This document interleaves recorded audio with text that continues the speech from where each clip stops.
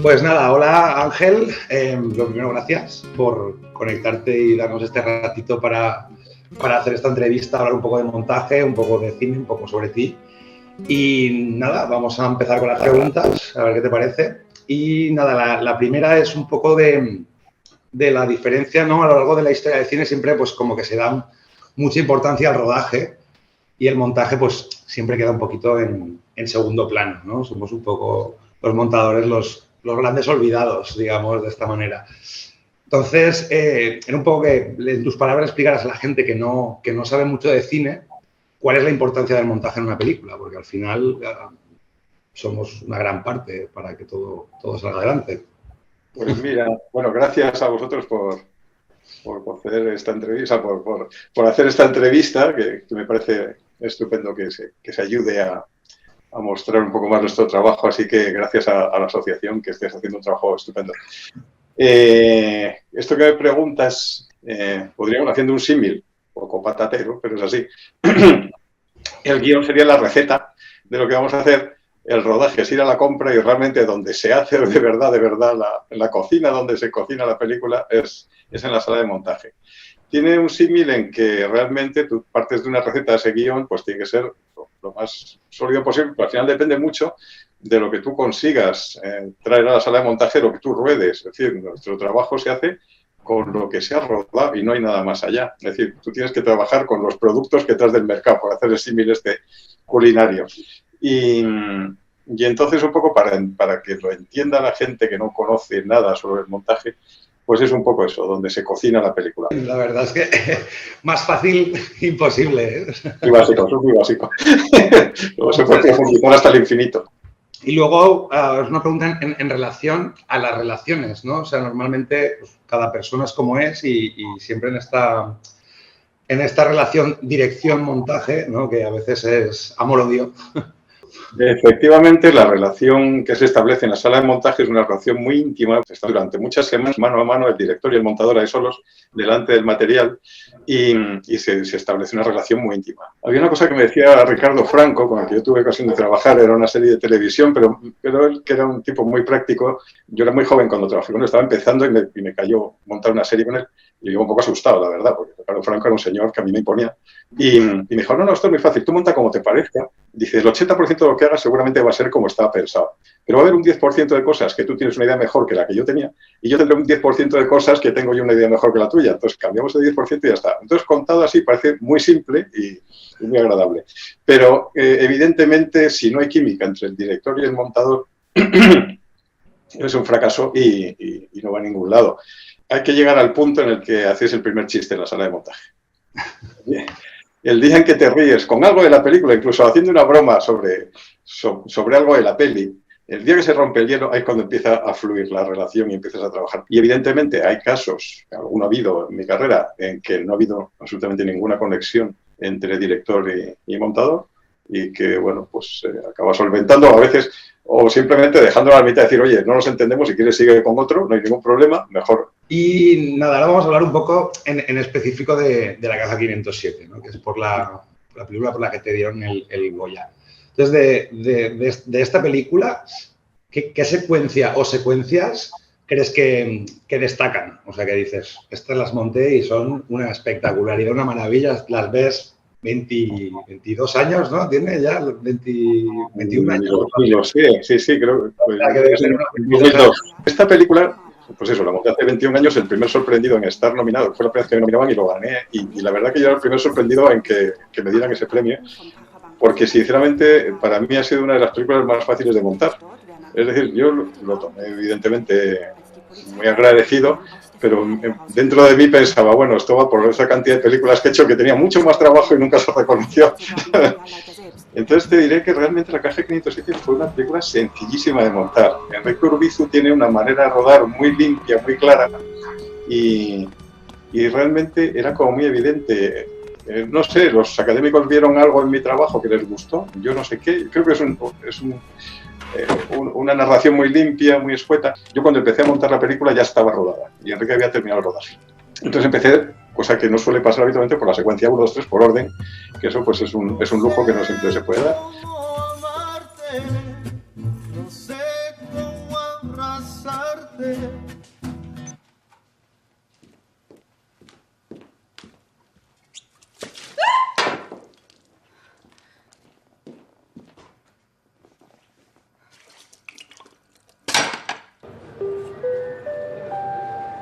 Atención, por favor, llegada del vuelo de la compañía Alitalia 1240, procedente de Roma.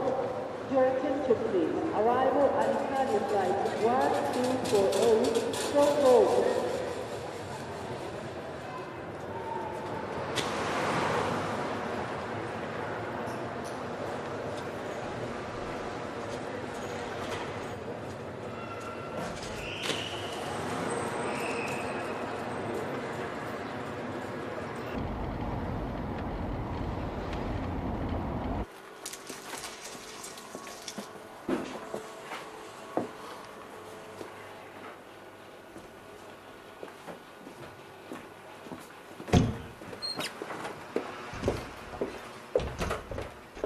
No puedo decirte que secuencia tan estupenda. Y sí que puedo recordar en otras ocasiones que sí que he estado nominado, que no he ganado el premio. ¿A qué ha venido esa comedia de la luz? Pues sí, yo que sé, en Tarde para la ira, por ejemplo, porque es algo más reciente, que sí que tengo más cercano, o incluso en películas como Flores de otro mundo y Ciervo y Jaén.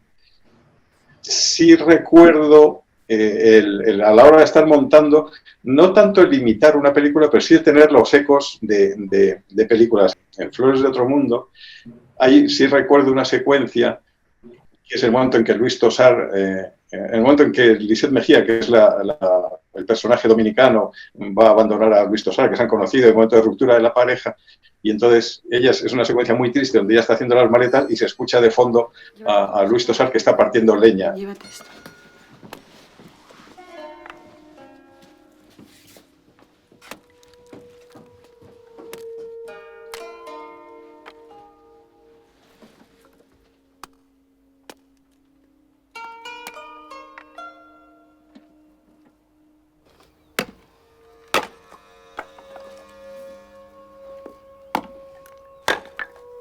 Era una manera de contar la rabia en off, escuchándose la leña cortada, y sí recuerdo que eso fue una idea que surgió en la sala de montaje y está inspirado en la famosa secuencia del Sur, la película del Sur, la despedida, cuando Homero Antonucci se está despidiendo de la niña que interpreta Ciervo y en la sala se está produciendo una primera comunión, hay una fiesta, ¿sabes?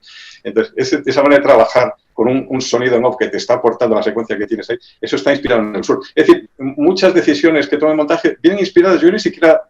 Digamos que eso son sensaciones que tú guardas de cuando has visto la película, ni siquiera las revisito a la hora de montar. Mira, pues una pregunta en cuestión a esto, porque al final todos nos inspiramos un poco por montajes de otros editores, ¿no? Cuando estamos viendo una secuencia que tenemos completamente en bruto sobre el timeline, planos sueltos, y ves igual el plano máster, ¿no? Y dices, esto me recuerda o me inspira en cierto montador o cierto tal, porque yo que soy un poco más joven, sí me gusta mucho visitar películas por montador, no por director. O sea, busco el específico del montador, que muchos compañeros también lo harán, espero.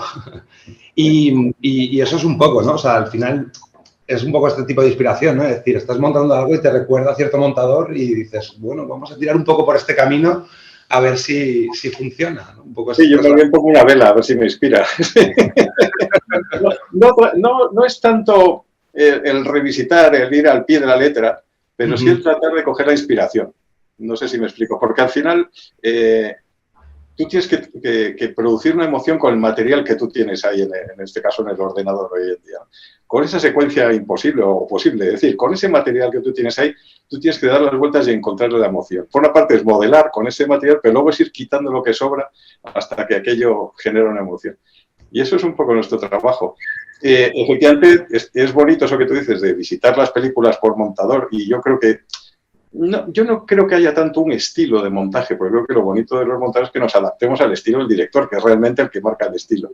Pero sí el ver cómo uno puede moldearse a las necesidades, digamos, del director. Mira, esta es una que viene a la pregunta de hace un rato, que es... cuál era la secuencia que podías recordar para bien. Aquí vamos al contrario. ¿Cuál es la secuencia que recuerdas para mal? O sea, un poco que digas, esto lo ves ahora y dices, lo hubiera hecho de otra manera, o se ha quedado anticuado el estilo del montaje. ¿Hay algo así que Pues digas? mira, lo primero es que una vez que termino las películas no suelo revisitarlas, no las vuelvo a ver nunca más. A veces me pasa que estoy en casa haciendo zapping en la tele y va saltando y de pronto así al primer fotograma dices, uy, esta película es mía. Y la veo con sorpresa porque a veces digo, pues no está nada mal. Pero siempre, yo, la verdad, suena un poco raro, pero siempre creo que me quedo con la sensación de que hice lo mejor que pude con el material que había, ¿sabes? Me pasó con una película, fíjate, hace muchos años, una película mexicana de María Novaro, que estuvo en el Festival de San Sebastián, estaba terminada, fue el Festival de San Sebastián, pasó sin pena ni gloria, y una vez estrenada la película me llamó la directora y dije, oye, es que he pensado que realmente se podía dar unos tajos a la película, me contó la idea, digo, sí, la verdad que sí. Y una vez estrenada el festival, volvió a la sala de montaje, le dimos 4 cortes, fue al Festival de Sundance y ganó una serie de premios, o sea que... Y ahora vamos ya con una un poquito más general, que es en plan, de todas las películas de la historia del cine, ¿cuál es la que dices, esa me hubiera gustado montarla a mí? Pues es un poco pregunta trampa esto. ¿Por qué? Porque, claro, tú puedes decir, sí, me hubiera gustado montar una película fabulosa, estupenda. ¿Tu película favorita te hubiera gustado montarla? Y dices, pero igual la habrías estropeado. Seguramente no la habrías hecho tan buena, ¿sabes? Que es muy pretencioso decir, me hubiera gustado montar, yo qué sé, El Padrino. Y dices, sí, claro. Y a ver qué hubieras hecho tú. Igual no es... Y entonces puedes decir, bueno, a lo mejor me hubiera gustado montar una película que tú ves que es un churro y que tenía más posibilidades, pero es que eso nunca lo vas a poder saber. ¿Cómo llegaste tú al mundo del cine y qué te hizo elegir esta profesión? De una carambola total y absoluta. En los años 80, sí, teníamos un grupo de música y teníamos, pues conocía una serie de gente, pero que nos conocíamos los chavales que tocábamos en grupos de música en el rastro. Y yo en esa época era bastante mal estudiante y había empezado estudios de veterinaria y de psicología, o sea, cosas muy importantes para montar. Entonces, uno de esos chavales que había conocido en el rastro, de pronto me entero que es hijo de Basilio Martín Patino. Y digo, ¿pero qué me estás contando? Digo, que tu padre es el director de Canciones para después de la guerra, que para mí era una película mítica. Pero no, yo quiero saber, porque esto del cine como es, yo quiero saber cómo funciona esta historia. Entonces, en vez de ir a la Facultad de Psicología, que era donde estaba matriculado, pues me iba a la productora a pasar el día realmente. Y si había que hacer una fotocopia, iba a hacerla, y si había que traer unos cafés, pues hacía yo. Y entonces, claro, ahí descubrí eso, al autor de Canciones para después de la guerra, que es una película que cualquier montador debería conocer, es cómo hacer con un material de archivo de derribo, construir una historia tan bonita. Y tuve la suerte de trabajar ahí, bueno, de estar al lado de Basilio Martín Patino en esos años, aprendiendo, que fue con el que aprendí, no te digo el montaje de la vida en general. Y entonces yo, en realidad, en esa época no había una escuela de cine oficial, había unas escuelas privadas en Madrid y estudié en lo más parecido, que era el Instituto de Radio y Televisión, que existe todavía, que es una formación profesional, y estudié especial de producción, realmente. Y, o sea, no estudié nada que tuviera que ver con el montaje. Yo en el montaje soy autodidacta 100%. Y fue mi actual mujer, Teresa, la que me dijo, pero ¿tú cómo te dedicas a la producción si lo que se te da bien es montar? Y así fue. Y empecé montando, pues, cortos de amigos de esa época, que luego pues tuvimos la suerte y se convirtieron en directores reputados, pues como son Iciar Boyaín, Miguel Albaladejo, que eran chavales que estaban, como yo, intentando abrirse camino y hacer cosas diferentes, y hacíamos cortos y así aprendí. O sea, ha sido un proceso totalmente autodidacta. Ni estudié montaje, ni fui ayudante de nadie, ni nada que se le parezca. Pero vamos, es absoluta y 100% vocacional, o sea, de cero, ¿no? Yo voy para allí, lo quiero, me dejo psicología veterinaria, me voy a hacer prácticas en una productora de gratis. O sea que... Así fue. Yo primero que monté, al poco tiempo extraí máquinas de Umatic con unos botones, unas cosas tremendas, complicadísimas de manejar. Y al poquito tiempo me dijeron, bueno, pues encárgate tú, es tu trabajo que entró, que era montar una especie de reportaje pequeño para la RAI. Y ahí me ves a mí que no tenía ni idea. O sea, montando una cosa que se iba a emitir en la RAI y a mí me sudaban las manos solo de pensar qué estoy haciendo. O sea, tiene que haber alguien que sepa cómo se hace, no yo. Voy a contar una anécdota. Perfecto. Cuando yo estaba empezando, no había montado ningún largometraje, o había montado un largometraje. Cuando Iciar Boyaín pidió que montara su primera película, Hola, estás sola. Y la producía Fernando Colomo, que tenía un Avid, de los primeros Avid que había, y me dicen, bueno, pero tienes que montar en Avid, ¿tú sabes manejar un Avid? Yo no había visto un Avid en mi vida. Y digo, sí, no hay ningún problema.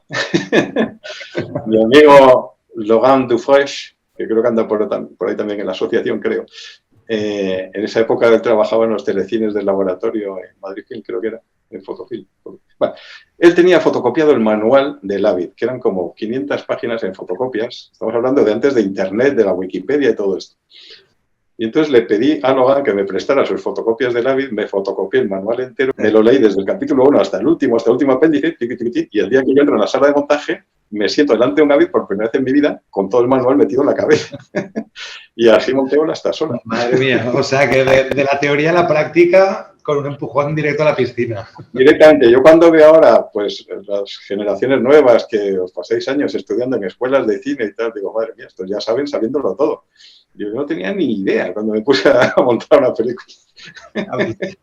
Sí, en mi caso yo directamente empecé con Avid y luego el Final 7, o sea que es que ya salimos directamente de estudiar con el programa bajo el brazo. Al final lo más importante es las ganas de montar, más que saber manejar un u otro. Sí, yo tenía un profesor que decía, yo no tengo ni idea, yo me pongo colores y cuando tengo problemas técnicos llamo a alguien a que me ayude. Porque claro. Al final es verdad, o sea, es que conocer la herramienta no te hace buen montador, es cómo gestionar el material y cómo contarlo. Exactamente, eso es. Y luego, vamos a ver, esta es la última pregunta, vamos a ser la penúltima, porque yo quiero que luego nos digas algo para los socios y socias más jóvenes. Esta es, ¿con qué director no has trabajado todavía que te gustaría trabajar? Que alguno que digas. Bueno. Acabar mi carrera sin... Eso también es una pregunta un poco trampa, porque...